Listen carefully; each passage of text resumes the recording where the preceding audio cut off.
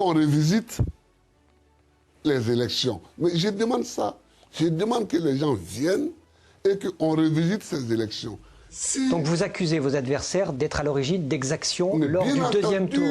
Est-ce que dans des régions, on a frappé, maltraité, violé même des femmes qui allaient voter Gbagbo ou pas? C'est une question qui est quand même centrale.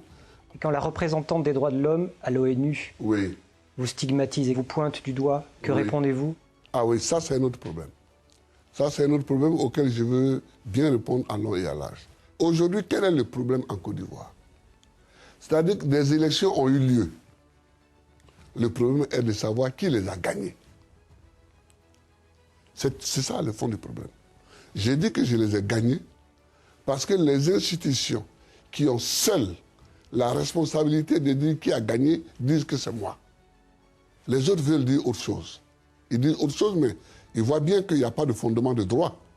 Alors, comme toujours dans ces cas, quand ils n'ont plus d'arguments sur le fond de la question, c'est-à-dire qui a gagné les élections, ils brandissent, ils font un glissement et ils brandissent les droits de l'homme. Je vais vous dire, en 2000, quand j'ai été élu, c'était exactement le même scénario.